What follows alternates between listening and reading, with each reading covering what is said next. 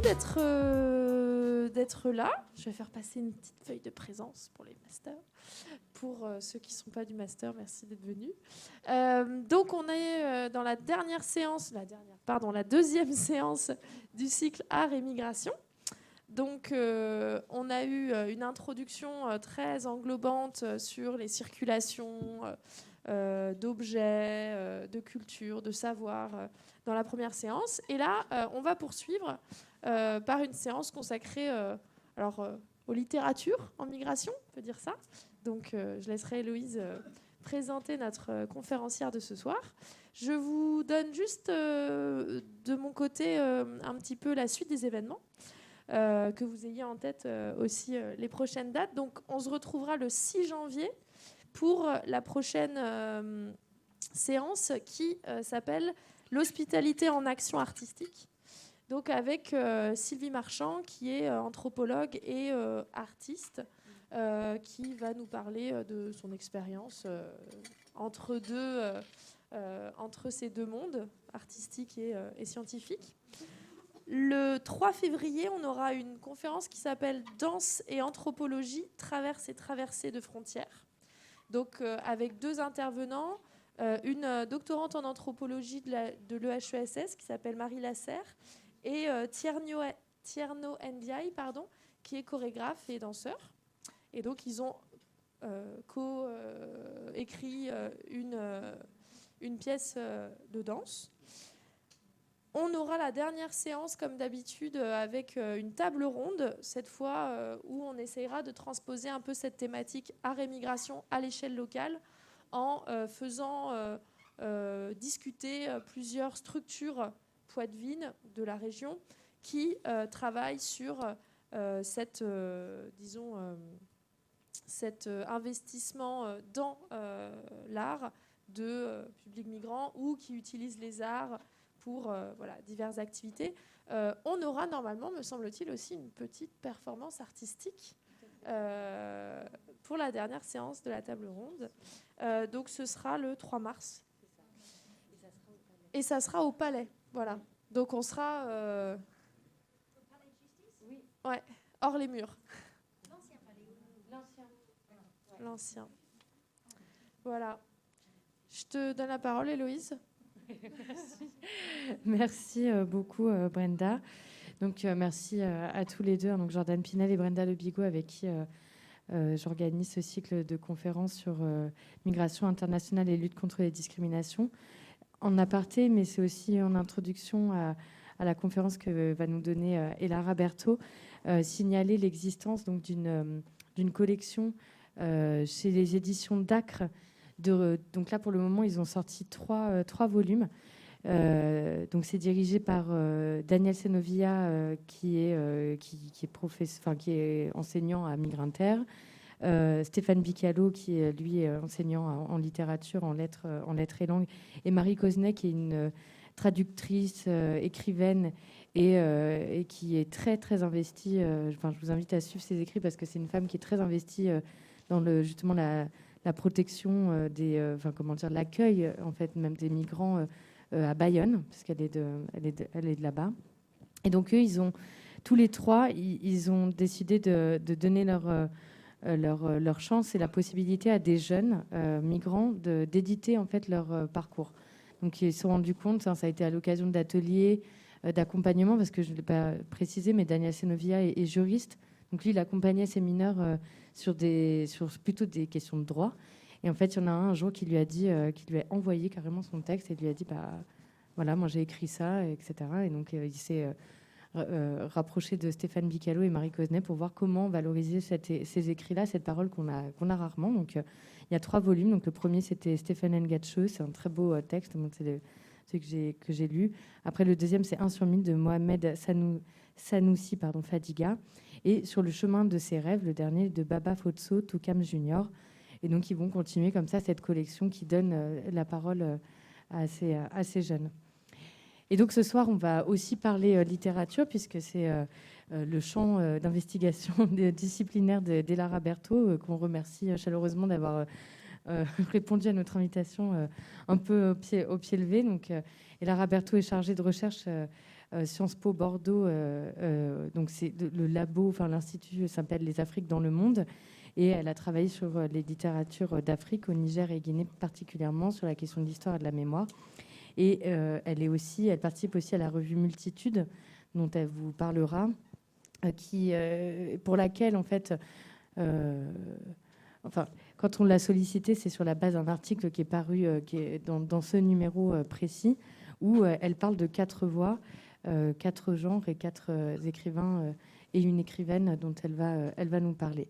Donc après, on aura évidemment un temps d'échange avec vous. Merci beaucoup.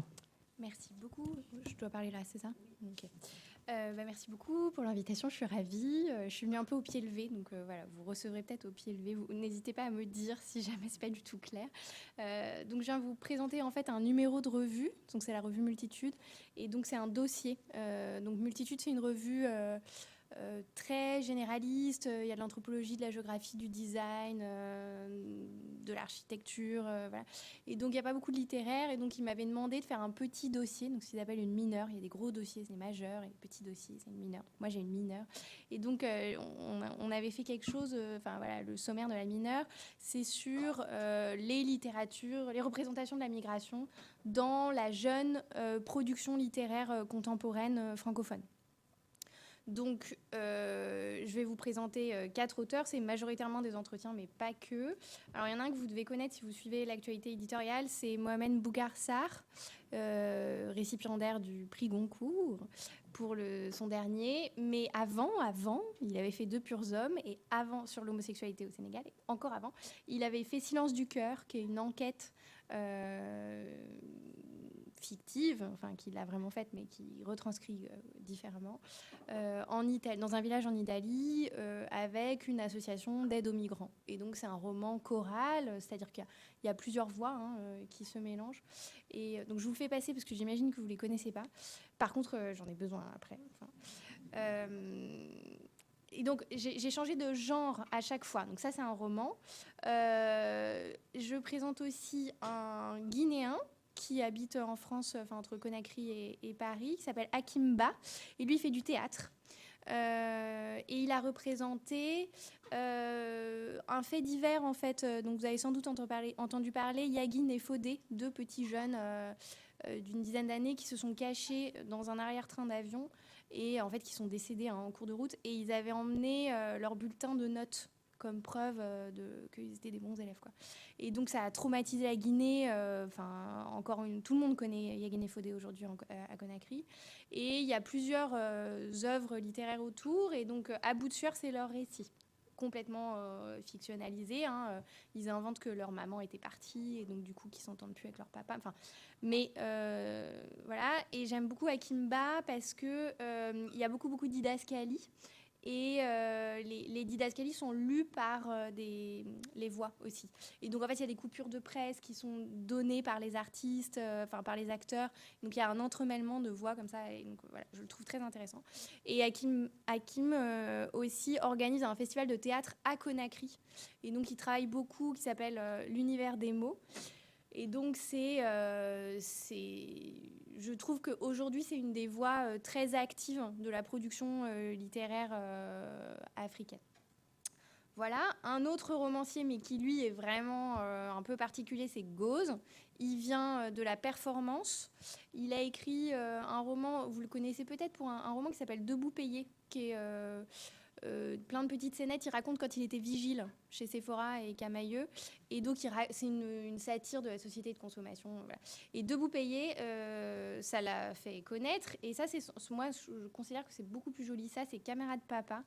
Donc, je vous le raconterai plus en détail tout à l'heure. Mais c'est 2 récits, en fait. C'est un récit d'un Français au 19e, qui est donc un colon. Et donc lui, sa thèse, c'est un communiste, Gauze, et donc il a des points de vue comme ça, parfois extrêmement... il joue à être extrêmement provocateur, et sa théorie est que la colonisation est une migration. Et donc il raconte le récit, le départ, le désir d'ailleurs de ce jeune qui en fait tombe amoureux en Côte d'Ivoire. Et donc ça, c'est en 1880. Et puis, il y a une autre ligne narrative qui est celui d'un petit gamin à Amsterdam dont les parents communistes ont été exilés sous Houphouët-Boigny et qui, du coup, est complètement intégré dans le discours de lutte des classes que lui transmettent son papa, donc camarade papa. Et à un moment donné, donc on ne sait pas trop pourquoi, ses parents ne peuvent plus le garder à Amsterdam et le renvoient en Côte d'Ivoire, chez sa tante. Et donc, il découvre la Côte d'Ivoire. Donc, en fait, on a 2 récits de migration dans l'autre sens par rapport au récit habituel. Voilà. Donc, un blanc et un noir. Un gamin et... voilà. Moi, j'adore. Donc, c'est un pastiche de la littérature coloniale, hyper bien réussi, avec un style vraiment... Et puis, un jeu sur le langage de la lutte des classes appliqué à la hauteur d'un enfant de 8 ans, qui est assez réjouissant. Gauz, G-A-U-Z. Vous avez les noms des auteurs là. Et puis, pour finir, une poétesse chez Gallimard, Sylvie Candé, La quête infinie de l'autre rive. Mais j'avais mis les références au fur et à mesure, mais voilà. Qui est donc une grande épopée, donc on n'en écrit pas souvent des épopées, qui est très ardue, voilà, qui raconte l'histoire d'Aboubacar II, qui est un roi du Manden au XIVe siècle, donc cet empire du Moyen-Âge d'Afrique de l'Ouest, qui est connu, je ne sais pas si vous le connaissez, vous me dites si vous ne connaissez pas aussi, non, vous ne le connaissez pas. Non.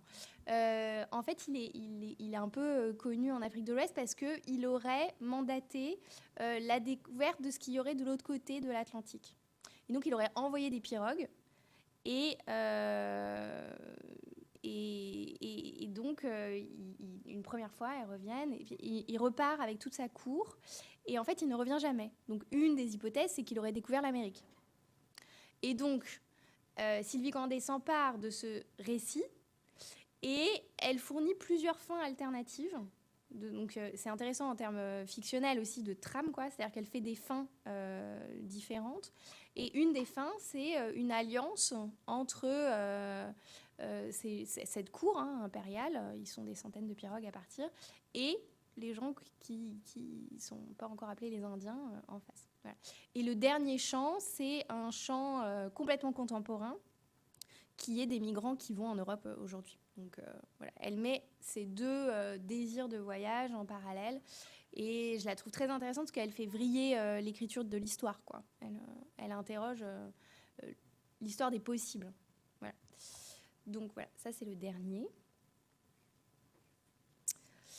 Donc ça c'était pour vous parler un peu de cette...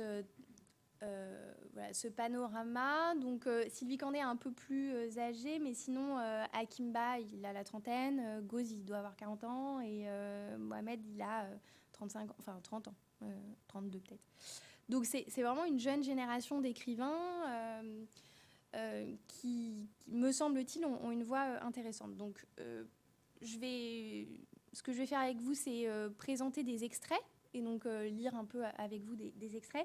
Mais je voudrais dire 2-3 mots avant sur ce qui m'a intéressée, un peu en termes d'introduction. Donc, d'une part, bien sûr, le premier point, c'est la représentation des migrations en littérature. Mais c'est surtout cette transposition. C'est-à-dire que là, on a la collection de témoignages. Et là, on est complètement en dehors du témoignage. C'est de la réécriture, de la transposition, de la mise en récit, d'un matériau qui n'est pas du tout celui de la voix des migrants. Deuxième point, c'est surtout l'appropriation de la langue française. Ils ont un art tout à fait particulier, et il me semble, les 4, avec des emprises différentes, de décentrer la langue, de jouer avec la langue française, donc de manière différente pour chacun d'entre eux, et donc d'utiliser la langue comme une manière de décentrer le discours nationaliste. C'est-à-dire que le thème qui m'intéresse au premier chef, celui de la représentation des migrations, est en fait exemplifié dans l'usage même de la langue. C'est-à-dire que l'idée de frontière nationale linguistique vole en éclats dans la manière de raconter ce thème-là précisément. Donc voilà, la langue française en elle-même devient une arme de guerre contre les nationalismes et même ce qu'on pourrait appeler la francophonie institutionnelle, très franco-centrée. Voilà. Et troisième point qui m'intéresse dans ces textes-là, c'est le pouvoir politique qui est accordé au récit. Tous ces écrivains sont convaincus que l'écriture est une machine d'expérimentation politique. Donc, ça peut passer par plusieurs aspects. Ça peut passer par l'extrême dérision. Gauze passe par le burlesque même parfois. La mise en scène du récit nationaliste français, au premier chef, mais aussi, par exemple, ivoirien. Enfin, celui sur la Côte d'Ivoire est assez hilarant aussi. Donc, documenter, ça, c'est un autre point. Pour Mohamed Bougarsar, vraiment, il revendique le rôle de l'enquête, d'avoir fait des enquêtes. Et puis, pour beaucoup d'entre eux aussi, proposer des pistes alternatives. Et donc, en ça, la langue est aussi un moyen d'expérimentation, de pensée. Pour Sylvie Candé, par exemple, proposer des fins alternatives de l'histoire, c'est aussi proposer des utopies politiques en actes. Et donc, bien sûr, c'est des alternatives aux idéologies nationalistes que ces écrivains combattent. Voilà. Donc, bien évidemment, vous vous rendez compte que ce corpus est à l'opposé des visions victimaires des représentations de la migration. C'est pas, ne serait-ce que donner voix aux migrants, de toute façon, est à l'opposé de cela, mais même, il me semble que le projet esthétique est vraiment à l'inverse de ça. Et bien sûr, des mythes, des grands remplacements dans lesquels ces écrivains prennent part à un débat vraiment politique, malheureusement extrêmement virulent. Donc, tous ont en commun l'idée que la langue est une machine de guerre. Et ça, il me semble que c'est une notion qui est très importante pour eux. Donc, c'est comme ça que j'avais bâti mon introduction.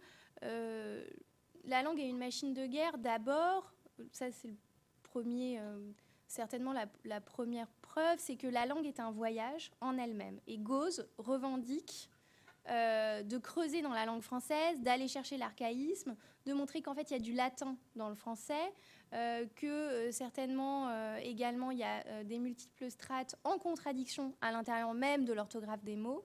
Il y a toute une scène que je vous montrerai où il y a le pauvre Dabilly, donc qui apprend, il y a un I, un Y dans son nom, et pourtant ça se dit pareil, et donc il ne comprend pas l'orthographe. Et donc son papa lui explique que c'est la longue histoire d'impérialisme croisé des Grecs et des Latins qui aboutissent au fait qu'on ait un I et un Y.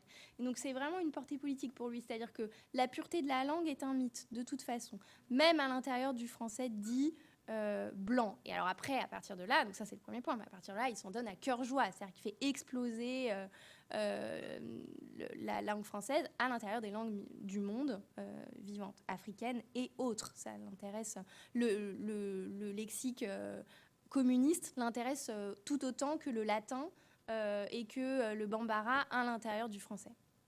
Donc l'unité linguistique n'existe pas. Et à partir de là, l'idéologie un État, une langue, un territoire ne peut pas exister, puisque la langue en elle-même est un voyage.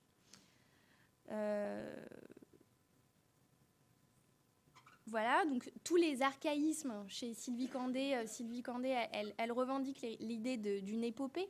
Donc l'archaïsme fait partie de son travail d'écriture, et en même temps, intellectuellement, elle vient beaucoup de Glissant et des théories de la créolisation. Donc on trouve du créole, on trouve du grec dans son texte de la même manière. Donc ça, c'est les mêmes textes. Donc la langue est un voyage. Et deuxième point, le décentrement de l'expérience littéraire, de prendre la place de différents personnages, est une autre de ces manières de ces écrivains. Et par exemple, le roman choral, chez Mohamed Bougarsar, c'est aussi une des réponses de ça. C'est-à-dire qu'il fait partie des fascistes autant que les antifascistes. Et donc, on trouve à l'intérieur de Silence du cœur, donc ce cœur qui se tait au moment où les migrants sont accueillis dans ce village en Italie, c'est à la fois ceux qui viennent en aide aux migrants et en même temps ne pas abdiquer de faire parler les fascistes. Et tout ça se réglera à l'intérieur d'une énorme bagarre alors que le volcan est en train d'exploser. Donc voilà, il y a cette idée que la littérature fait parler tout le monde et à l'intérieur d'un système où bien évidemment tout le monde n'est pas d'accord. Sinon, ce serait la littérature à thèse, quoi. Enfin, Et donc il me semble qu'ils sont beaucoup plus malins que ça. Et donc il y a l'idée d'endosser des masques et des masques les plus différents possibles, si possible. Et enfin, troisième sous-point, et après j'aimerais qu'on passe à la lecture des textes, c'est la littérature est aussi intéressante pour ses auteurs et chez ses auteurs parce que c'est des forces d'utopie politique. C'est des machines d'expérimentation de l'alternatif. Et donc en cela, ils reprennent et ils se nourrissent bien sûr des thèses postcoloniales, donc écrire contre le récit hégémonique, mais aussi proposer d'autres fins en fait.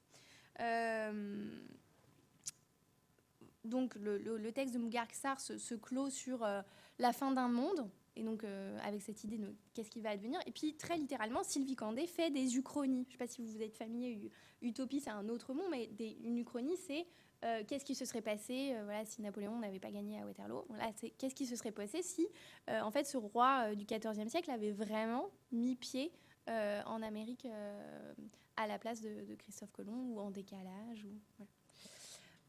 Donc l'idée que l'imaginaire peut être voie d'alternative et de mode de pensée, de récit autres. Voilà. Tout cela se met sous l'égide de la grande histoire populaire de la France de Noiriel, qui commence, je ne sais pas si vous avez, il a fait son grand volume, qui est sorti, la première phrase c'est « Nos ancêtres furent des migrants ».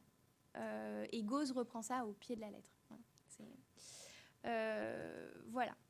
Donc, c'était ce que je voulais vous dire en guise d'introduction. Donc, Mohamed Bougar, que vous connaissez pour son prix Goncourt, m'intéresse aussi pour Silence du cœur. Donc, on avait fait un entretien il y a 2 ans à propos de ce texte-là, Silence du cœur.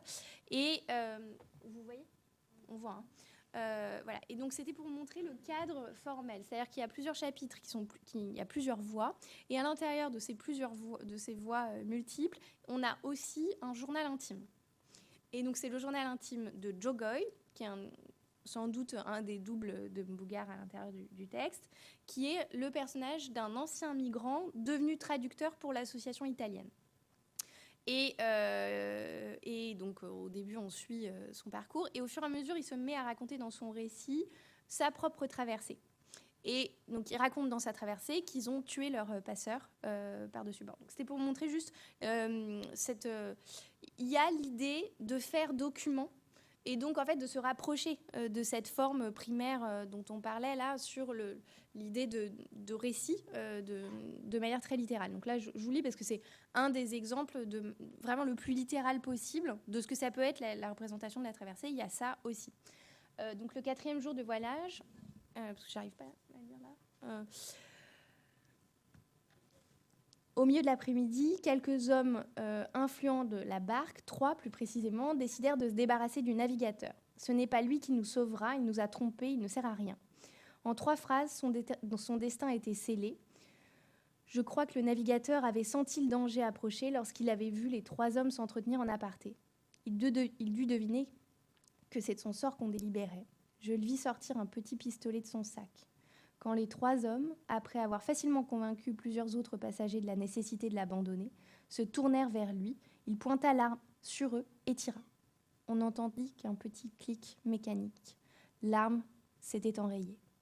Cela énerva les hommes de savoir qu'il avait voulu les tuer. 4 gaillards le saisirent, ils criaient, mais ses lamentations s'abîmaient dans l'immensité de la mer et de l'horizon. Il supplia en arabe, pleura, s'humilia, souilla ses vêtements, il se débattit jusqu'au bout de ses forces. Ça t'apprendra à te moquer de nous, c'est bien fait, après tout ce que vous avez fait subir en Libye. Les eaux, la mer, le soleil fixent dans le ciel, même pas d'oiseaux. Le décor primitif de la terre, la soif de vengeance éclatait sur les visages de plusieurs hommes. Ils jetèrent le navigateur par-dessus bord et l'abandonnèrent là. Jeune abandonné, j'oubliais pas son regard, et il n'a rien fait, en fait, le passeur, pour le sauver. Et donc, en fait, c'est un moment où il n'y a plus de carburant et qu'ils ne peuvent plus avancer. Donc, il y a cette idée vraiment au départ d'ambition de faire document.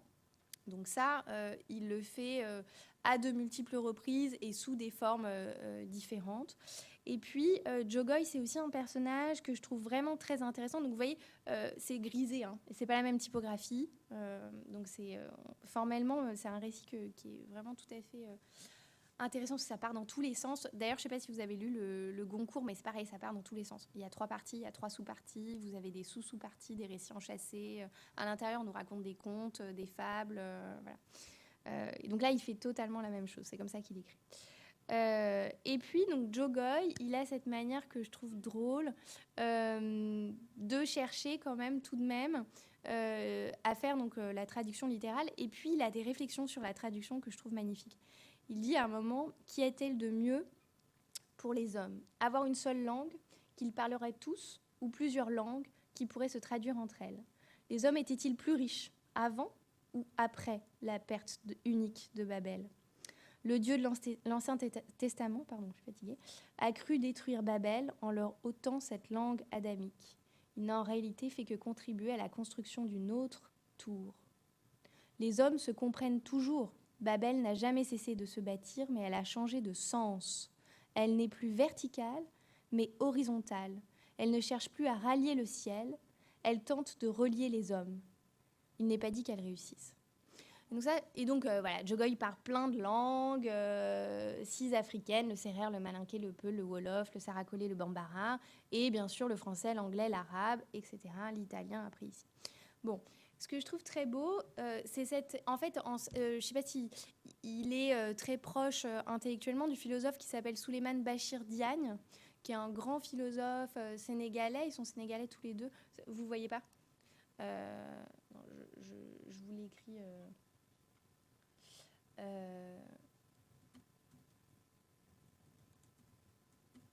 et vous me dites si ça ne fait pas sens pour vous. C'est un philosophe sénégalais, et donc je ne sais pas si on voit ces bouquins là. Voilà. Il a sorti récemment avec un anthropologue qui s'appelle Jean-Loup Amsel. Je ne sais pas si vous faites des... ça vous dit. Voilà. Enquête d'Afrique. Donc c'est un récit d'entretien, et donc vous avez un chapitre de Bachir Diagne, un chapitre de Jean-Loup Amsel. C'est génial. Et sinon, il a travaillé, lui, à la base, sur le vitalisme, donc Bergson et compagnie, et ensuite sur l'écriture de la philosophie en langue africaine. Et donc, c'est un grand partisan de la traduction. Il a beaucoup travaillé sur la traduction. Et c'est un peu un maître à penser de Mohamed Bougarsar. Et il y a cette idée qu'il ne faut pas renoncer à l'universel, que l'universel, comme notion européenne, est eurocentré. L'universel des Lumières est tout à fait eurocentré, mais qu'il y a un universel à chercher dans la traduction, dans le local, dans l'hyperlocal et dans la traduction des locaux entre eux. Et donc, ce n'est pas une idée qu'on montrait comme ça en généralité depuis un centre qui est Paris, évidemment, mais qui serait de l'hyperlocal, de qu'est-ce que ça veut dire de philosopher en Wolof et de faire de la traduction Wolof-chinois. Et qu'est-ce que ça fait de faire... etc. Et il me semble que il l'exemplifie très bien, Mohamed, dans son texte, cette idée de la tour de Babel qui se serait renversée. Et donc l'idée de ne pas monter en généralité, mais de chercher l'universel dans la traduction des récits entre eux. Et donc ça, moi, je trouve que c'est une magnifique définition de la littérature, mais c'est aussi une magnifique définition politique, quoi. Qu'est-ce que ça veut dire d'essayer de construire du sens à partir de l'hyperlocal. Voilà, donc cette tour inversée, moi, je trouve que c'est une des plus belles métaphores du roman qui l'est conduite. Voilà, ça, c'était la parenthèse Bachir, Diagne. Voilà. Un autre texte, donc c'est ce texte d'Akimba, donc qui est aussi comme qui a un côté très documentaire, au sens où il reprend un fait divers qui a existé, que tout le monde connaît à Conakry, qui va jouer à Conakry, c'est-à-dire, bon, ça. Et en même temps, c'est la manière dont il construit son monologue, et sur scène, enfin ses dialogues, et sur scène, les acteurs disent les didascalies et disent les voix des personnages sont pas forcément reliées à un personnage, une voix. Donc ils peuvent se répartir différemment, et je trouve que ça fait des choses très très belles. Donc là, c'est le moment où les 2 petits gamins courent pour aller se cacher. Donc il y en a un qui a 2 ans de plus que l'autre, et donc il s'occupe de son petit frère. Donc un acteur dit les didascalies pour planter le décor.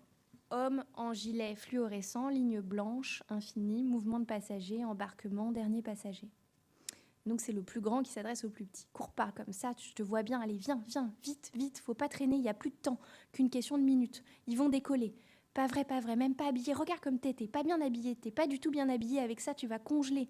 Ici il fait chaud, là-haut il fait froid, très très froid. Bonnet, c'est bon, c'est fait. Écharpe, c'est bon, c'est fait. Pull, c'est bon, c'est fait. T-shirt, c'est bon, c'est fait. Pantalon, bon, déjà fait, tu me vois plus ou quoi? Ne crie pas fort. Tu crois que nous sommes dans notre maison? Papa n'est pas là, maman n'est pas là. Les gens n'ont pas de cœur, sont sans pitié. Ils peuvent nous découper s'ils nous attrapent. Ils peuvent nous découper en tout petits morceaux qui donneront à bouffer aux chiens dans les rues. Notre chair à bouffer aux chiens dans les rues. Tu t'imagines? Nous découper? Non, pas ça, me découper. Bon, arrête de pleurer. Si le monde nous prend, je dis ça comme ça pour que tu comprennes. Allez, viens, attrape maman. Tiens bon. Tremblement, bruit de pas précipité. Grondement de l'avion, grondement croissant de l'avion, grondement oppressant de l'avion, grondement étouffant de l'avion. Lundi 2 août, 2 jeunes passagers clandestins ont été découverts morts dans le train d'atterrissage d'un avion. Comme signe de sa bonne volonté, l'un des deux avait emmené dans son périple son carnet scolaire, reprenant les notes obtenues au cours de l'année écoulée. Le ciel de là-haut même me regarde sans rien faire, me disperser, m'éparpiller, me perdre. Bachir, pourquoi tu fais ça, Bachir? Pourquoi tu rentres tard? Quand tu rentres, je te demande où, avec qui t'étais. Tu dis rien. Quand je te demande, tu me gifles et tu passes, Bachir. Tu n'étais pas comme ça avant. Donc là, il explique pourquoi sa maman est partie, c'est un autre... Et donc la coupure de presse reprend. Les 2 jeunes passagers, connaissant sans doute le risque qu'ils couraient malgré leur jeune âge, avaient pris soin de se vêtir chaudement. Et donc, je ne sais pas si... Enfin, moi, je ne suis pas actrice, hein, mais c'est vraiment très, très fort sur scène. Et donc, il a comme ça... et donc ça tient au dispositif d'écriture qui est assez magistral. Je ne sais pas si vous... Enfin, je lis très mal, mais sur scène, il y a cette manière très hachée, quasiment du slam, hein, en fait, où on voit qu'il y a un rythme de la conversation, et puis c'est cette tendresse du premier qui s'occupe du deuxième, et aussi c'est des effets de découpage avec les coupures de presse et avec la lecture des didascalies. Donc moi je trouve que Akimba, c'est une des voix les plus intéressantes aujourd'hui en dramaturgie, d'abord parce qu'il a une vraie intelligence de la scène. Et ça c'est dans la distribution des paroles. C'est cette idée que voilà, un acteur va lire les didascalies, mais c'est aussi vraiment concrètement dans l'écriture, quoi. Et donc ça n'a rien à voir littérairement. Je ne sais pas si ça vous parle. Voilà, donc ça c'est un trait que je trouve très très beau. Et donc on voit aussi comme à partir du fait divers qui est relayé, documenté, il y a cette idée de documenter. Donc après, en sous-main, il faut savoir aussi que ce genre de théâtre est aussi financé par des entreprises et des ONG qui luttent contre le départ. Donc il y a cet arrière-plan-là qui est un arrière-plan, on pourrait dire, de théâtre didactique, de théâtre financé, de théâtre, ce qu'on appelle le théâtre utile, pour aller vite. Et en même temps, il en fait complètement autre chose. Il s'extrait de cette idée, c'est pas bien, il faut pas partir, en faisant quelque chose de quasiment de très tragique, en fait. C'est-à-dire que tout le monde sait qu'ils vont mourir et le suspense vient de ce temps de la parole avant cette scène finale. Voilà. Je sais pas, ça vous semble clair ou est-ce que vous me regardez? Non. Ok. Donc là, on passe à un tout autre registre. C'est pour vous montrer aussi ces déploiements génériques, quoi, pour que vous ayez des idées de lecture pour vos soirées d'hiver. La quête infinie de l'autre rive, qui est donc une épopée à partir d'Aboubacar II. Et donc, moi, ce qui m'intéresse, c'est cette manière qu'elle a de donner plusieurs fins à l'histoire. Mais la dernière des fins, c'est toute la troisième partie qui est dans un français très contemporain, où elle raconte une traversée. Et ça, elle le met tout à la fin. Donc, je vous le donne au début, puis après, on remontera à l'envers. Donc on aurait dû partir à l'arrache, surprise des yeux qui se font au sel et au vent, aigreur des aisselles où peu à peu tarissent la peur et ses ruisseaux, esprit libre, non mais, désempêtré du quotidien. On entendait bien ça et là un sanglot, mais de peser le renoncement, une larme jamais ne sera en mesure. L'eau avait ses motifs et ils étaient clairs. Nous savons, je sais, nous avons maintenant notre raison d'être sur terre et elle tient à cette embarcation. Puis, cet aigle pêcheur qui oscillait là-haut, comme la promesse tremblée du retour. Alassane, alors, ou bien était-ce Maguette, en équilibre sur un bidon, chantait d'une voix de tête qui couvrait celle du moteur. Et donc là, ensuite, ils s'en vont. Donc ça, bien sûr, ça fait le lien avec ce que je venais de dire, l'ambition documentaire, de parler dans le présent, pour le présent, au nom de ceux qui soit n'ont pas pu raconter parce qu'ils sont décédés ou bien sont invisibilisés parce que votre entreprise de publication est rarissime en France. Mais en même temps, les 2/3 de son entreprise littéraire, c'est passé par le biais. C'est un discours de « je vais vous raconter une histoire du XIVe siècle qui n'a rien à voir, mais qui en fait a tout à voir ». Et donc, c'est cette idée qu'on va passer par 7 siècles d'écart pour parler du présent. Et aussi, c'est cette magistrale idée de « on va faire une uchronie ». Et donc là, c'est pour vous montrer la manière qu'elle a de jouer avec la forme archaïque du français. Donc là, j'aurais dû m'entraîner parce que c'est un texte un peu compliqué à lire. Donc on a eu un récit entre Mansa, qui est donc le plus grand des guerriers du royaume mandingue, qui se combat contre Cacique, qui ne voulait pas les faire arriver, donc était le plus fort de ceux d'en face. Et donc, au lieu de se faire une guerre stupide, ils sont pris deux combattants, et ils ont une ordalie, quoi, à la gloire de Dieu, et puis celui qui vint a gagné. Et puis en fait, le combat dure des jours et des jours et des jours et des jours. Donc en fait, finalement, ils décident d'entre-épouser leur sœur, et tout ira mieux. Donc c'est ça le récit. Et donc on a cette forme archaïque donc de Adonc. Adonc, Mansa et Cacique rapprochent leurs têtes, chacun rompu désormais au langage de l'autre, et ensemble s'accordent à imposer une trêve. J'ai une sœur, ma Kafuma, aux 3 beautés. Prends-la pour femme, dit Maury, je te la donne. Le Cacique, sans autre façon, engagea sa parole. Je sais un fief où estaurer notre descendance. Vous y ferez loger vos gens et porter vos bagages.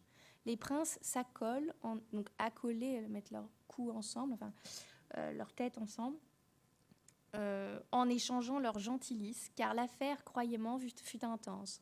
C'est ainsi que Kalira le jaguar maria Kafuma la brève, la gente dame aux mains bien paumées, aux gencives bleues et au cou orné de jaserons. C'est ainsi que l'Afrique et l'Amérique s'épousèrent, avant même que d'avoir connu leur nom. Et les grands fonds glauques, probablement, se dépeuplèrent pour être enchaînés et flétris avant que d'être jetés tristes bestiaires par-dessus bord au bonheur du grand squale. Ici s'arrête la geste d'Aboubacar le second, par nous-mêmes en ce jour décliné. Donc en fait, ce long terme de les être enchaînés et flétris avant que d'être jetés, etc., par-dessus bord, c'est un long terme qu'elle avait déjà fait avant pour désigner tous ceux qui sont morts pendant ce qu'on appelle la Grande Traversée, qui est donc les victimes de la traite négrière. Donc cette idée que faire vriller le récit colonial peut aboutir à sauver tous ces êtres passés par-dessus bord, lui permet à la fois de tenir un discours sur l'immigration très contemporaine et en même temps de tenir un discours sur la grande traite. Donc elle fait des parallèles comme ça, tout à fait sidérants, quoi, historiquement, qui lui servent à tenir un discours politique sur plusieurs tableaux en même temps. Et vous voyez bien comme la langue n'a rien à voir aussi. Elle joue beaucoup de ça. Voilà. Et donc, dernier point. Je peux parler encore, parce que je vois qu'il est 45, mais c'est bon. Hein. Ok. J'avais dit que ce serait trop court, puis en fait, c'était pas trop court. Il est quart. Ah oui. Mais c'est ça, mais ça fait 45 minutes.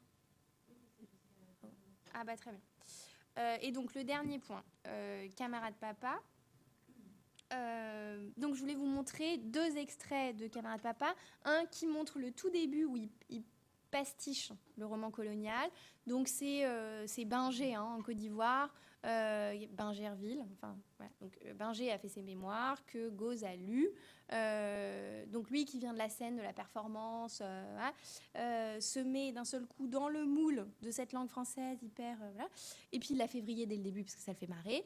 Et puis ensuite on a le récit du petit gamin lutte des classes. Donc première donc l'initiale du roman, il a 2 pages sur une description de quand on est un colon, on arrive en bateau. Et quand on arrive en bateau, on ne peut pas arriver directement sur les côtes en Côte d'Ivoire parce qu'il y a une grande lame de fond qui empêche les bateaux d'arriver. Ça s'appelle la barre. Donc, il raconte la barre de Guinée.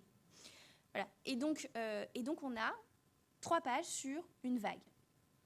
Donc, déjà, ça, on se prend une claque linguistique dans la... Voilà. Et puis ensuite, donc, il raconte que le 5 septembre 1893, la plage est bondée, les corps et les esprits sont tendus par un enjeu nouveau. Donc, le bateau arrive, nous ne répéterons pas les erreurs de l'histoire. Aujourd'hui, la barre sera avec nous. Sur le flanc bâbord, donc, il joue très bien sur le carnet, le récit de Colomb. Le premier esquif à se dandiner au rythme des flots est apollonien. Un treuil descend, quelques caisses emmaillotées dans un filet. Lorsqu'arrive la pirogue crewman, donc c'est cette ethnie qui fait le lien avec le bateau pour emmener les gens sur la côte. Donc, c'est clair, on descend sur des petits canots et puis on va sur la côte parce qu'on peut pas, les navires peuvent pas accoster, quoi. Il n'y a pas assez de fond. Lorsqu'arrive la pirogue crewman, apparaît un homme blanc immaculé du casque au bottillon. Il est descendu dans la baleinière. C'est vous voyez ce que c'est la baleinière. Vous avez lu Moby Dick quand vous étiez petit. Il se tient debout.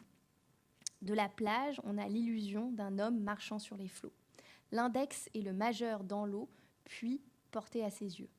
Le signe est inusité depuis longtemps, mais tout le monde le reconnaît. Les crewmen élancent la baleinière tout en entonnant un refrain jamais entendu. Le vent porte à la plage les 4 mesures du mystérieux chant. Donc là, je vous laisse lire, parce que si je le lis, c'est trop facile. La foule se met à hurler. Les tirailleurs reconnaissent, se dressent en courant. Et moi, je n'avais pas compris au début, quand je l'avais lu au début. Les tirailleurs reconnaissent. Chassepot, c'est un des types de fusil à l'époque. Donc chassepot à l'épaule, s'aligne sur 2 rangs et donc continue le chant. À bleuve nos sillons. La dernière mesure de la Marseillaise, paroles et accent crewmen ad libitum. Donc ad libitum, c'est sans s'arrêter. Donc là, il met un petit latin. Et c'est bien les petits. Ah, parce que moi non plus, j'avais pas compris au début. Et donc en fait, je le lis pas parce que si je le lis, c'est trop facile. Et oui. Et donc en fait, on a ce roman très français, voilà tout ça. Et puis dès le départ, il n'arrive pas à s'en empêcher. Et puis après, un petit mot de latin pour faire rire. Ouais. La baleinière porte bien son nom anglais, surfboat. Elle glisse sur la mer, donc la mer des vagues, celle qui va l'amener au port.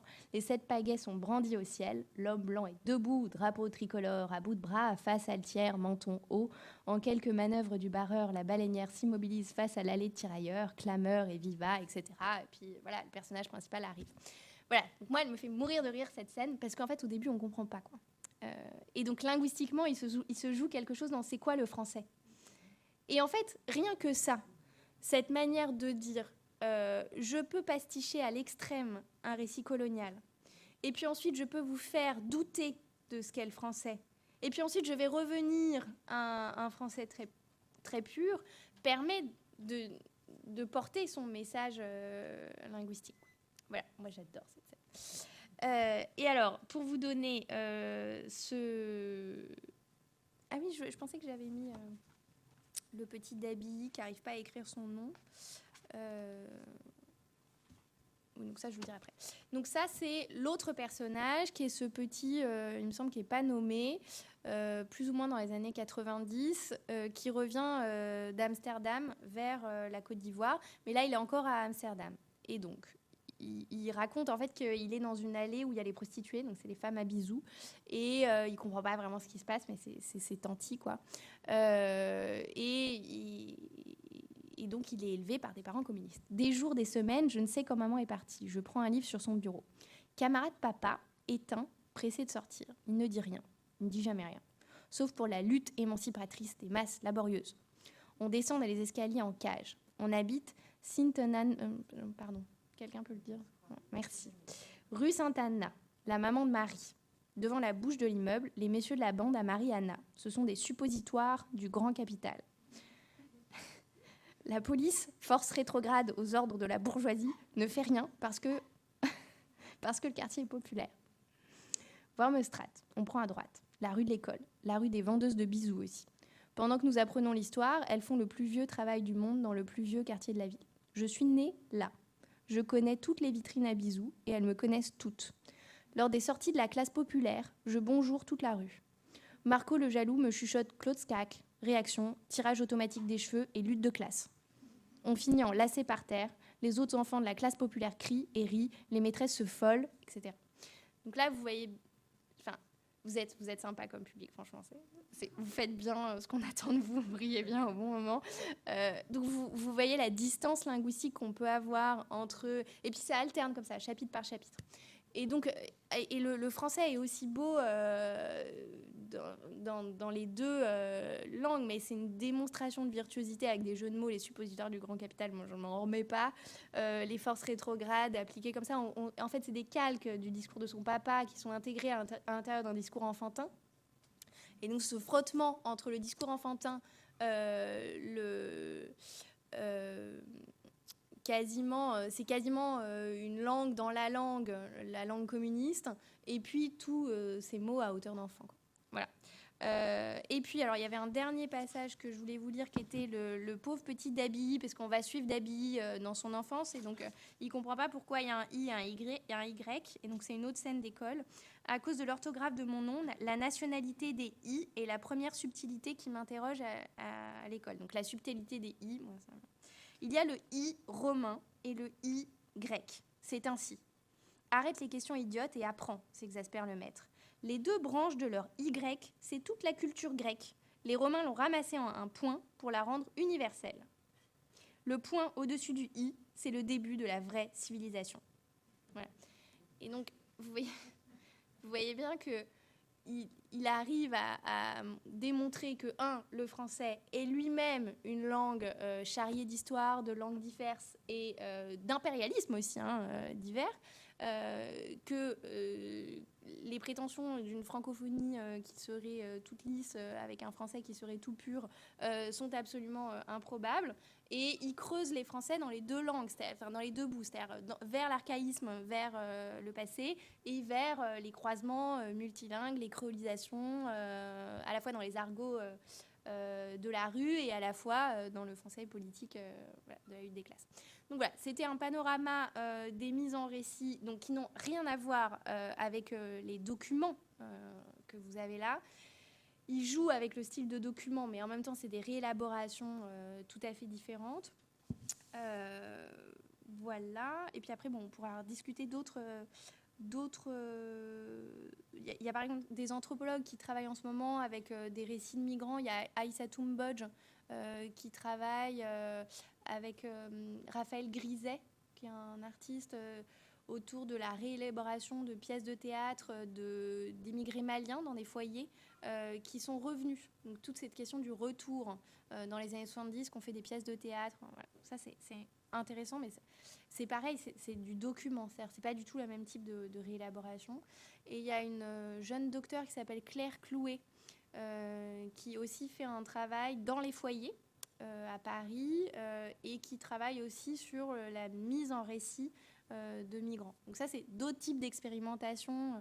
Je ne sais pas si...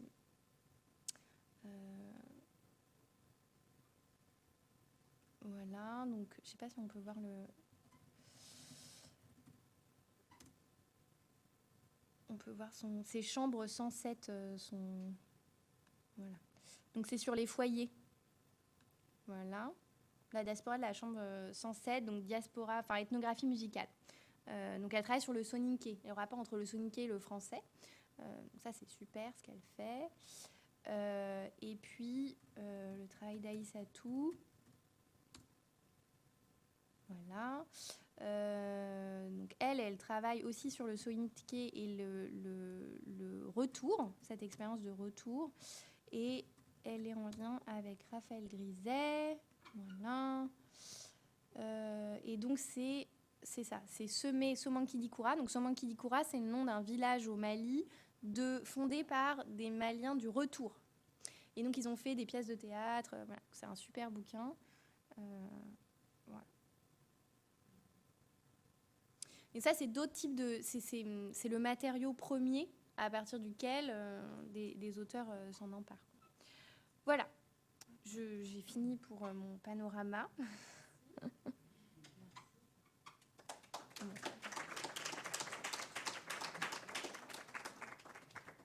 Merci beaucoup, ça donne envie de de tout lire. Donc, ça veut dire que ça a bien fonctionné. Est-ce que vous avez des questions ou des compléments d'informations? Et donc, dans le dossier, vous le trouvez en accès libre maintenant, parce que ça fait 2 ans. Et sur Cairn? Il est sur Cairn. Vous avez des codes Cairn, parce que vous êtes des bons petits étudiants. Et donc, il est là. Voilà. Et donc, il est majoritairement fait d'entretiens. Donc, ça, c'est la langue majeure. Voilà. Donc, Sylvie Candé, dont j'ai présenté le texte, elle nous a fourni une nouvelle. Trop bien. Donc, c'est sur un chauffeur new-yorkais qui passe des frontières incessamment. Tout ça, c'est génial. Mais c'est dur, quoi, c'est ardu. Donc, un entretien avec Sylvie Candé, un entretien de Gauze, le français, c'est de l'italien mal gaulé.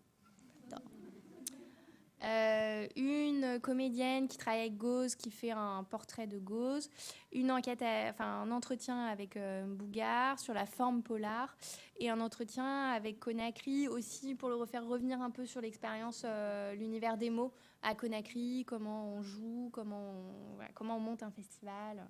Voilà. Et donc le dernier numéro de Multitude, parce que je fais un peu de pub quand même, c'est sur le décolonial. Voilà. Donc pas du tout le décolonial en France et le wokisme, mais l'origine d'Amérique du Sud, des mouvements d'organisation des femmes au Brésil, intersectionnels. Et puis, on a demandé donc à Walter Mignolo de nous faire un texte. Jules Falquet qui travaille sur Maria Lugones et les groupes féminins. Ulysse Rabaté qui nous a fait quelque chose sur le décolonial dans les quartiers. Et puis on a demandé à Joseph Tonda, qui lui se revendique pas du tout du décolonial, mais en fait qui pour moi interroge tout à fait les mêmes problématiques. Donc c'est très divers. De toute façon, Multitude, c'est la voix de la multitude, donc ils sont jamais d'accord entre eux et les gens qu'on rassemble ne sont jamais d'accord entre eux. Mais il a une manière d'interroger les positionnements en termes de récits hégémoniques et d'alternatives qui moi me semble donc tout à fait dans le sens du décolonial. Donc il vient de sortir un ouvrage sur l'afrodystopie, donc il revient là-dessus. Et puis un texte d'Yves Sicton, Giuseppe sur le décolonial en Amérique du Sud, et une Tunisienne sur les luttes tunisiennes aujourd'hui. Voilà, donc ça c'est le dernier. Merci beaucoup. C'était passionnant et ça me donne envie d'aller à la librairie dès demain. J'avais une question moi, sur la réception de ces ouvrages et de leurs auteurs dans les pays d'origine de ces auteurs, parce que vous avez parlé donc d'Akimba, je crois, qui est très apprécié, très lu dans son pays. Je sais aussi que du coup M. Boukarsar depuis quelques semaines est harcelé et le mot est gentil par certains de ses compatriotes sénégalais sur son ouvrage sénégalais sur l'homosexualité au Sénégal qu'ils ont redécouvert. Et je me demandais, quid des autres et est-ce qu'ils sont lus? Et surtout, la question qui m'intéresse, c'est est-ce qu'ils ont, par leurs ouvrages, une portée politique dans leur pays sur cette question du postcolonialisme? Alors, sur le postcolonialisme, je ne sais pas. Alors, ils sont tous très différents. Sylvie Candé, elle navigue entre le Sénégal, New York où elle enseigne et Paris. Donc, ce n'est pas du tout le même... voilà. Alors, Akimba, il est pas vraiment lu, il est joué. Et puis, il est porteur d'un festival. Donc, voilà. Après, il est très joué en France aussi. Il est dans énormément de résidences d'artistes. Il a été joué dans des grandes scènes à Paris. Donc, il a une carrière à cheval sur les deux. À la fois comme jeune artiste très monté en France, et à la fois, il était au Tarmac juste avant que ça... et puis ensuite, il me semble, j'espère que je ne vais pas dire de bêtises, mais voilà. Mais bon, c'est surtout un rôle pas d'activisme, mais de monter un festival à Conakry, c'est pas rien. Donc il a, en ce sens, et puis il a un peu fait comme les récréatrales à Ouagadougou, je ne sais pas si vous voyez, c'est dans les cours chez les gens aussi, donc c'est pas vraiment que des scènes, mais il y a aussi un ancrage très local, à sortir un peu le théâtre des scènes et à jouer dans la rue, voilà, ils font ça. Ouagadougou, les récréatales, c'est le plus grand festival d'Afrique de l'Ouest, et ce serait pas exagéré de dire de l'Afrique, qui est un festival qui a une audience absolument incroyable, les récréatrales. qui est maintenant dirigée par Odile Sankarin, une des petites filles. Voilà. Oui. Et Odile Sankarin, bon, elle est maintenant extrêmement réputée. Elle est jouée partout. Et donc maintenant, elle dirige ce théâtre-là, ce festival. Et donc le festival sert d'élaboration à ce qui sera ensuite programmé en France dans les scènes dites du monde. Donc il y a beaucoup de programmateurs français qui viennent au Récréatoire. L'Univers des mots, c'est pas du tout la même ambition. C'est beaucoup plus petit. Voilà. Mohamed Bougarsar, il est très lu. Il est très lu. Après, effectivement, donc il y a une controverse récente autour de Purs Hommes. Je pense que ça aurait dû arriver au moment de Purs Hommes. Donc, c'est une controverse peut-être après coup. Reste qu'il y a quand même de... Il est coédité avec une maison d'édition sénégalaise. Donc, c'est Philippe Ray / Jimson. Donc, c'est une maison d'édition... je trouve ça très beau qu'il y ait d'ailleurs des maisons d'édition, des coéditions. C'est-à-dire que ça permet aussi de déconstruire la chaîne du livre.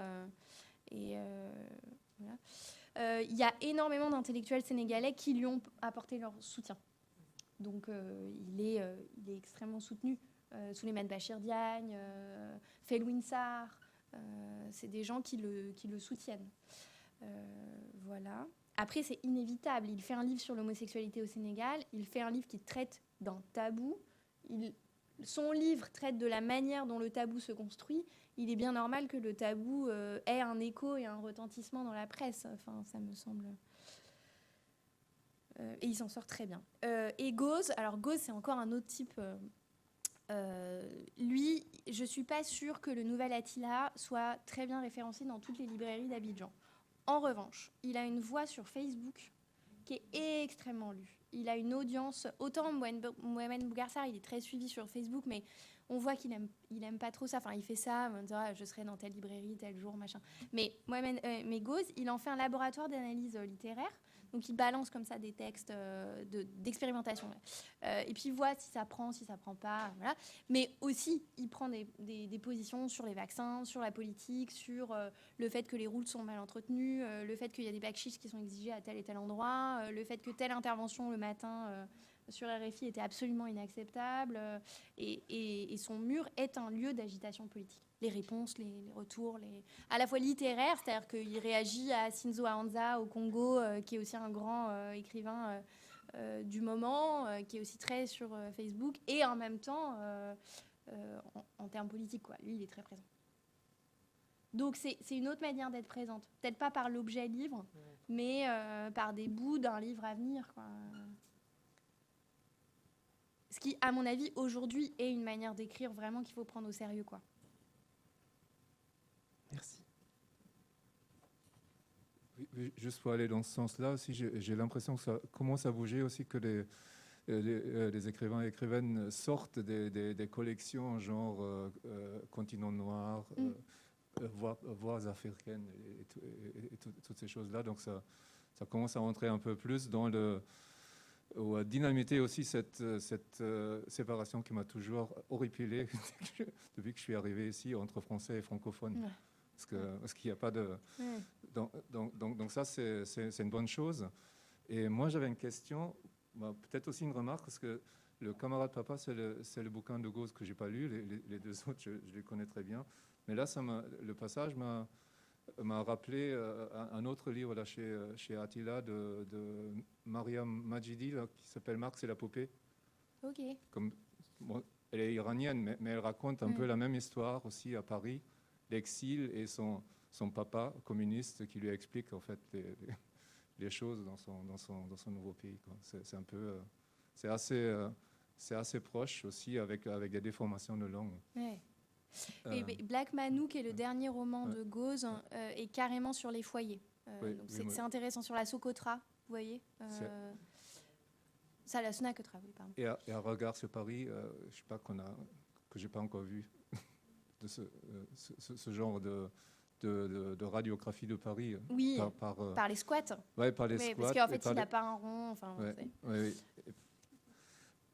Donc la question, c'était plus, ce que là, ça résonne un peu avec mes dernières lectures. J'ai lu un bouquin de Selou Alust-Boulbina, qui est une philosophe algérienne, Le singe de Kafka, où elle reprend aussi un peu son concept entre le post-impérial et le post-colonial qui sont toujours liés, qu'on n'arrive pas à séparer. Évidemment, ça résonne hein, quand on a les deux côtés chez Gauze ou aussi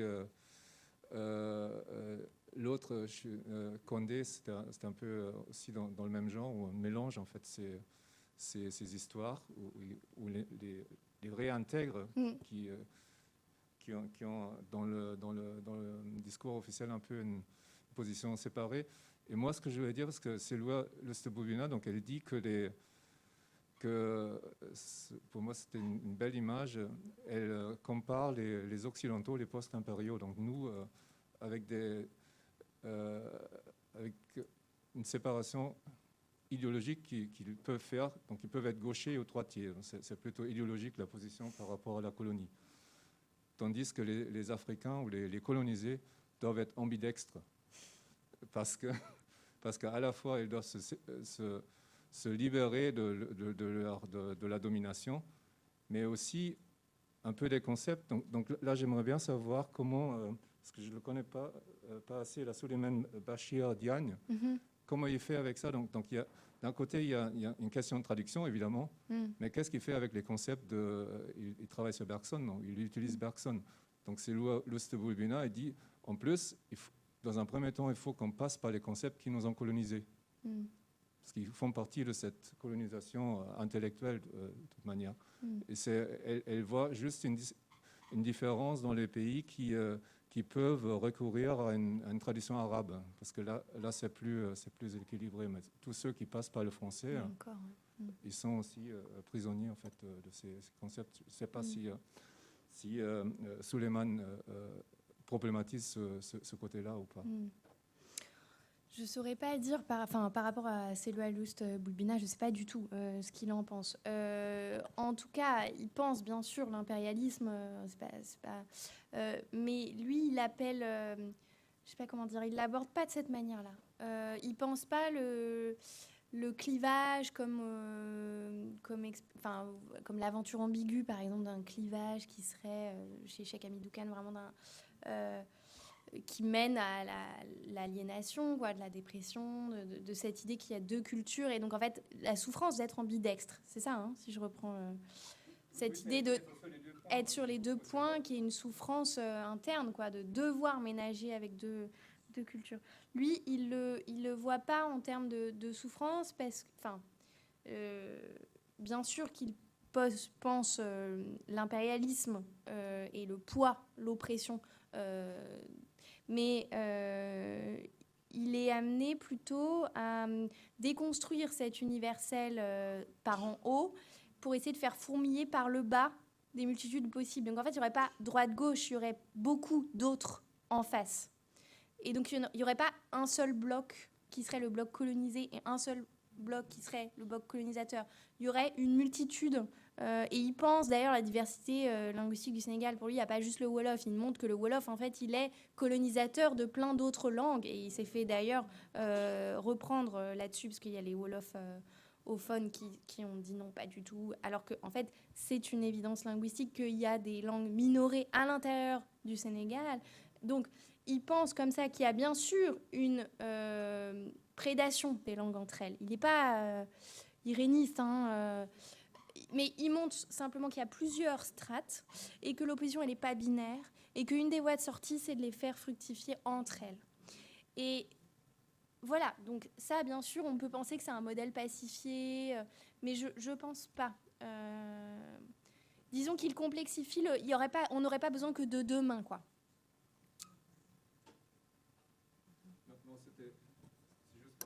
Elle voit le problème uniquement sur le point philosophique, parce qu'il y a d'autres, évidemment, d'autres strates aussi qu'on pourrait voir.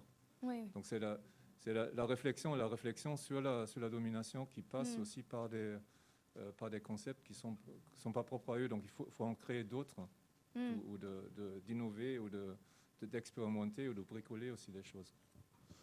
Oui. Oui, ça, j'en suis convaincue.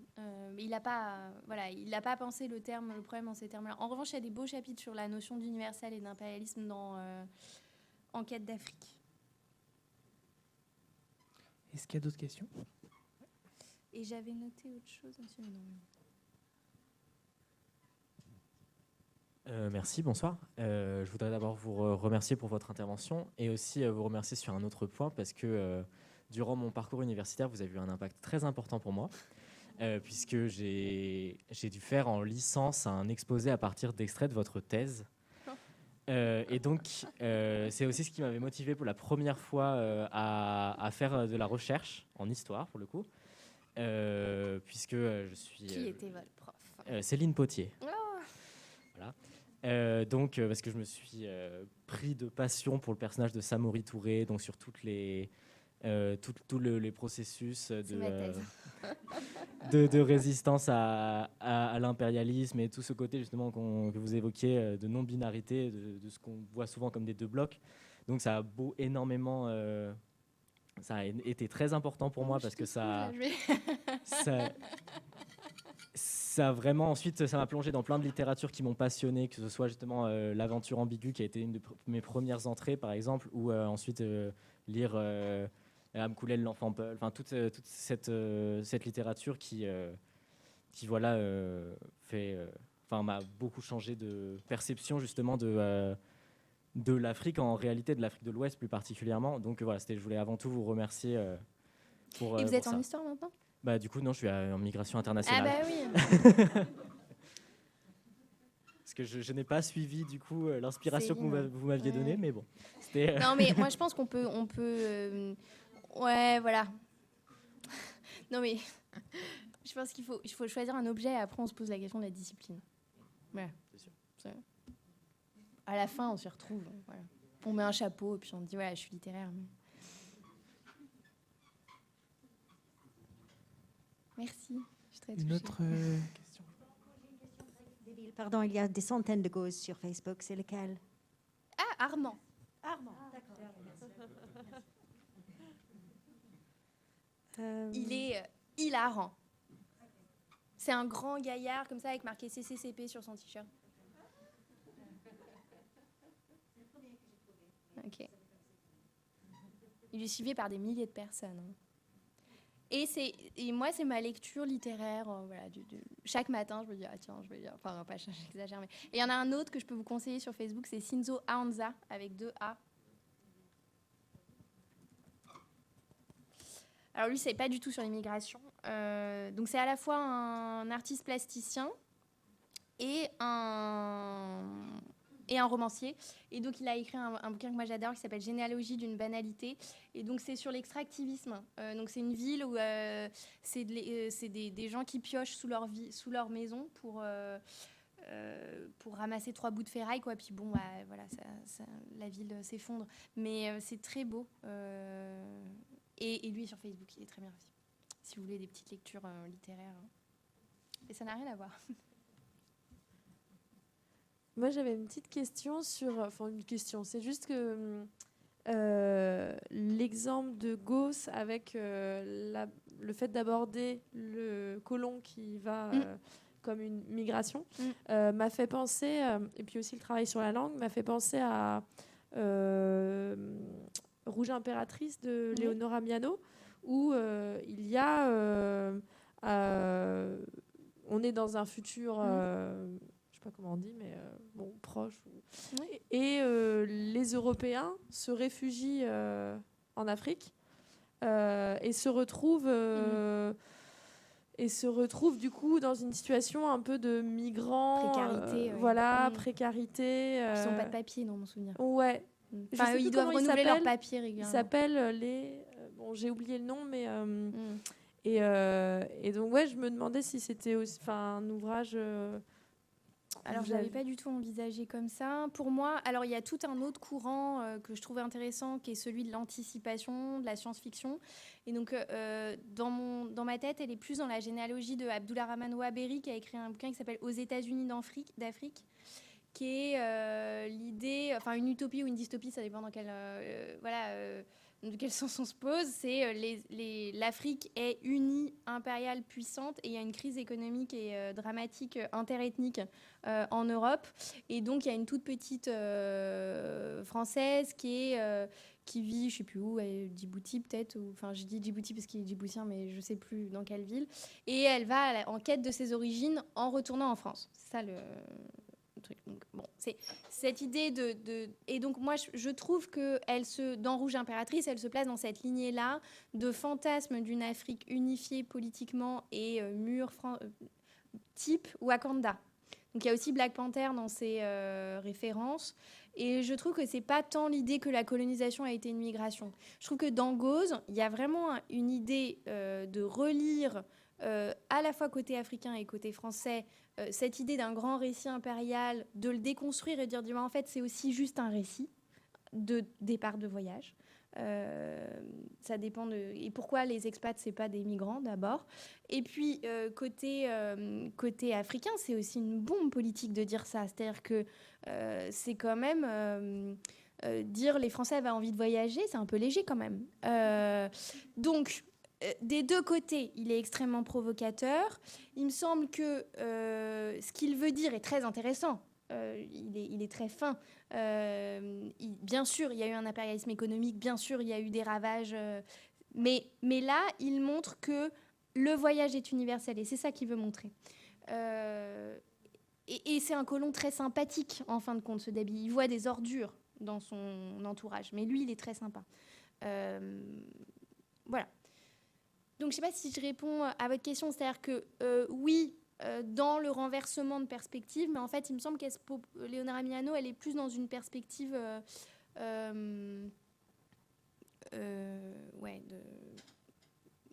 d'imaginaire politique d'une Afrique Wakanda, quoi. J'avais pas... il est étrange, Rouge Impératrice. Hein, parce qu'il joue avec la romance aussi, quand même. C'est quand même... rose, quoi. Longtemps. Enfin, à la fois, c'est très intéressant, je trouve, politiquement, tout ce qu'elle construit avec les instances de gouvernement et tout. Et puis, alors, là, le roman à l'eau de rose, moi, j'ai du mal, quoi. Je comprends sur les genres mineurs qui doivent être réévalués et tout, mais autant la SF, j'adore réévaluer, mais autant la romance, moi, ça me tombe des mains, quoi. J'avais pas du tout envie de savoir si elle irait à son énième rendez-vous. Débrouille-toi. Non, mais alors que politiquement, c'est très intéressant. Mais... Oui. Mais disons qu'elle joue tellement d'un genre qui, moi, me tombe des mains que je préfère lire Black Panther, du coup.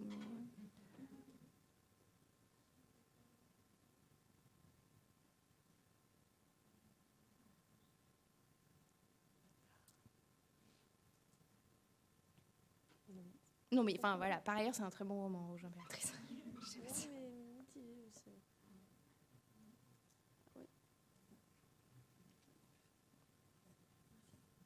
Bonjour. Vous nous avez parlé de la forme par rapport à cette déconstruction de la langue française francophone. Comment vous la qualifieriez? Est-ce que c'est un peu une écriture scientifique, journalistique? Et en quoi est-ce que ça apporte une sorte de renouveau du coup par rapport à cette déconstruction de la langue française et de dénonciation par rapport aux littératures d'avant, enfin si je puis dire, puisque là on est vraiment dans la littérature contemporaine? Parce qu'il y a eu ces mécanismes de déconstruction de la langue auparavant pour dénoncer plusieurs choses. En quoi est-ce que celle-ci que vous nous présentez nous montre quelque chose? Merci. Alors, journalistique, je ne comprends pas très bien, je crois pas. En tout cas, c'est des langues qui sont très plurielles, c'est-à-dire qu'à la fois, ça intègre, vous voyez, le journal intime de Joe Goy, donc une écriture qui pourrait se rapprocher de ce genre de récits-là, qui sont des récits presque primaires, enfin des sources de migration. À la fois, il y a des coupures de presse, à la fois, il y a quasiment parfois de la prose poétique, donc c'est très divers, et donc je dirais... Voilà. Alors après, est-ce que c'est neuf? Pas vraiment. C'est-à-dire que, par exemple, des grands auteurs comme Amadou Kourouma, par exemple, dans Les Soleils des Indépendances, qui décrit donc les indépendances, a déjà pour projet de malinquiser le français, c'est-à-dire de faire entendre le malinqué à l'intérieur du français. Et vous savez, Les Soleils des Indépendances, c'est un terme qui veut dire en malinqué l'époque. parce que le soleil, c'est l'époque des indépendances. Enfin, c'est un calque syntaxique, vous voyez. Donc cette idée-là qu'on fait entendre les langues autres à l'intérieur de calques syntaxiques qui reprennent des expressions toutes faites, lexicalisées en malinqué, voire même de mettre du malinqué à l'intérieur des textes. Donc c'est pas du tout... voilà. Et puis j'y ai pensé, Martin, par rapport à la francophonie. J'étais hier à la grand-messe de la BNF sur le Goncourt de René Maran en 1921. Pour Batouala, donc ça fait 100 ans. Et donc ils interrogeaient la notion de francophonie aussi. Et donc moi, à mon sens, il ne devrait pas y avoir de rayons francophones, il devrait y avoir que des rayons francophones et anglophones. Et donc la francophonie devrait englober le français. Après, ce qui était intéressant, et ce que disaient les conservateurs, c'est que eux, quand ils avaient créé le fonds francophone en 1995, c'était une étiquette qui leur avait permis d'acheter des bouquins à Montréal, en Suisse, à Bamako. Et donc, il y a quand même un effet de promotion qui peut être utile. Après, est-ce que ça devient un ghetto ? C'est toute la difficulté des étiquettes. Et donc, on s'en sort pas. Donc là, il n'y a pas de réponse là-dessus. Mais bon, bref, René Maran, ce que je voulais vous dire, ça me permet de répondre à Martin, que je n'avais pas répondu. René Maran, déjà, intègre des chansons en langue africaine à l'intérieur de ses romans. Lui-même déconstruit la syntaxe en intégrant beaucoup, beaucoup d'onomatopées, en ayant aussi un français très, très classique. Donc, il me semble que il y a des ouvrages un peu comme Gauze, c'est-à-dire René Maran ressemble un peu à Gauze dans ce coin-là, à la fois d'une immense maîtrise du français très pur, en jouant de l'académisme, presque comme on n'écrirait plus aujourd'hui français comme ça, et en même temps des déconstructions, une explosion, d'une jouissance de déconstruire tous ces cadres-là. Donc il y a les deux à la fois, quoi. Journalistique, non, je pense pas. Voilà. D'autres questions ? Donc non, c'est pas neuf par rapport à Kuruma. Voilà, c'est une grande tradition des écrivains dits francophones d'aller titiller la langue française. Après, là où je trouve qu'ils sont intéressants ici, c'est que ils ont quand même... Mbougar, il a des romans qui sont des romans mondes, et je pense qu'il y a peu de romans qui ont cette ampleur-là aujourd'hui. Et Gauze, qui vient de la scène, de la performance, du seul en scène, il a une verve que j'ai rarement vue dans des textes. Donc je trouve qu'ils ont une puissance, une intensité particulière. Ça ne se joue pas sur un trait de style particulier, quoi. J'avais justement un peu une question qui peut recouper la précédente, c'est dans quel est leur bagage littéraire aussi à ces différents auteurs. Ils s'inscrivent dans quel grand nom avant eux. Enfin, Alors c'est drôle parce que le dernier bouquin de Mbougar Sarr, il promet à ses mauvais lecteurs la noyade. Donc, dans La plus secrète mémoire des hommes. Donc, en gros, si jamais on dit des conneries sur ce bouquin, on va mourir bientôt, quoi. Donc, j'avance à pas... Non, il y dirait tout. Enfin, c'est un lecteur multiple. Il a une très solide formation classique. Il était à l'école militaire, il était au Prytanée au Sénégal. Ensuite, il était en thèse de littérature. Et en même temps, il a des influences, donc à la fois hyper... classique, une solide.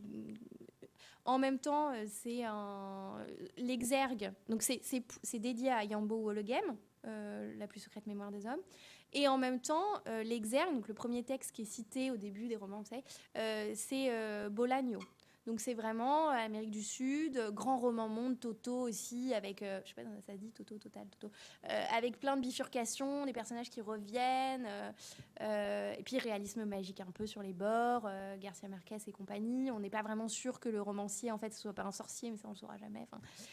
Et puis en même temps, lui personnellement, il a été accueilli à Paris par Samy Tchak, qui a écrit La couleur de l'écrivain, et on peut lire La plus secrète mémoire des hommes comme une mise en roman de La couleur de l'écrivain. La question de pourquoi cet écrivain qui s'appelle Eliman, mais qui est en fait Wologem dans le roman, est reçu comme africain et pas grand écrivain par la presse française raciste. Enfin, voilà. Et donc en fait, c'est des interrogations que Samy Tchak il a lui dans ses textes, quoi. Donc c'est beaucoup, c'est à la fois tous les plus grands. Mbougar Sarr, il a préfacé la réédition de René Maran, La plus secrète mémoire des hommes, aux éditions du Typhon en septembre, là. Donc il lit René Maran, il adore les descriptions de la nature de René Maran, il adore. Et en même temps, il lit ses copains, ses contemporains. Et il dira, moi je lis autant Homère que Bolaño que Kuruma, quoi. Voilà. Difficile de répondre. Sylvie Candé, pareil, elle a comme lecture vraiment très importante Glissant, mais en même temps, quand on regarde de près ses textes, elle réécrit Senghor, elle réécrit... voilà, elle a des influences elle milite pour une créolisation de ses influences aussi, à la fois de l'archaïsme du français le plus latinisé possible et d'aller piocher dans les bibliothèques. Non, je pense que ils revendiquent tous l'appartenance à une bibliothèque mondiale, quoi. Ça... Et Gauze, lui, c'est un autre type de bibliothèque. C'est la rue, c'est le slam, c'est la musique. Et en même temps, c'est les archives coloniales. Mais non, mais ça manifeste quand même d'une très grande virtuosité, quoi.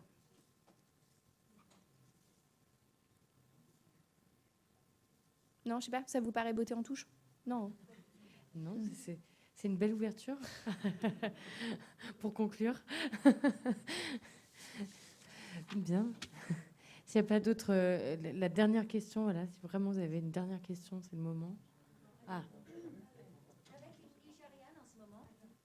Avec une copine nigériane, victime de la traite humaine, on est en train d'écrire son histoire. Donc, on l'écrit en anglais pour l'instant, parce qu'elle me le dicte en anglais et moi, je tape ce qu'elle me dit. Et on a travaillé un petit peu, on le change un petit peu pour le rendre un peu plus compact. Là, ça fait 200 pages. Mais ce n'est pas encore fini parce qu'on commence juste à relire. Mais c'est formidable comme histoire parce qu'il y a plein d'humour. Donc, ce n'est pas une histoire de victime. Elle ne se voit pas comme victime, elle se voit comme femme forte. Elle est hyper forte. Et en fait, on s'est dit que ça se vendra mieux en France qu'en Angleterre parce que les Anglais s'en foutent des Nigérianes parce qu'il n'y en a pas en Angleterre, elles sont toutes en France. Est-ce que vous pourriez conseiller une maison d'édition qui pourrait s'intéresser à une telle histoire? On en a déjà plusieurs, mais on veut faire de la concurrence entre les maisons d'édition. On veut leur dire, oh bon, oh oui, qu'est-ce que vous pouvez nous offrir? Oh oui, 3 centimes par copie. Oui, on reviendra peut-être vers vous. Est-ce que vous avez des conseils? Non, j'ai absolument aucune idée, mais... Non, c'est moi qui en ai parlé. Les éditions d'Acre. Oui, c'est les... Oui. Je pense qu'il faut voir, pas en termes de maison, mais en termes d'agent. Et il faut regarder l'agence de Philippe Astier.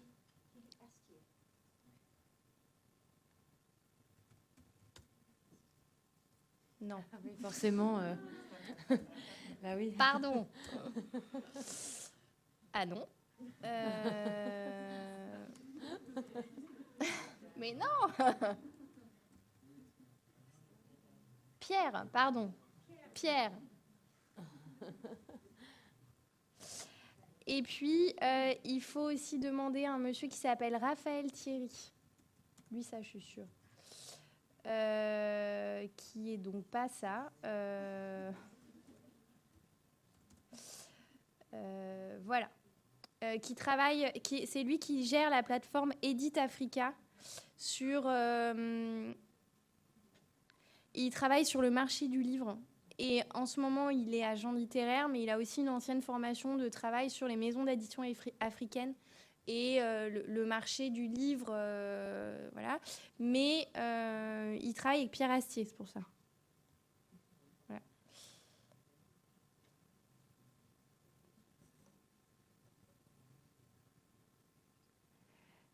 Bien. Si vous avez d'autres placements de produits. C'est bon. Merci, merci beaucoup. Merci Ella Roberto pour cette présentation et ces horizons littéraires. Ouais, ça va, comme Jordan le disait, on va tous aller à la librairie demain.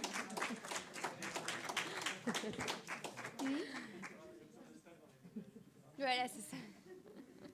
Ouais, et donc le prochain rendez-vous, le 6 janvier à 18h30. Et là, ça sera anthropologie et surtout approche artistique, parce que vous verrez, Sylvie Marchand, elle a plein d'univers.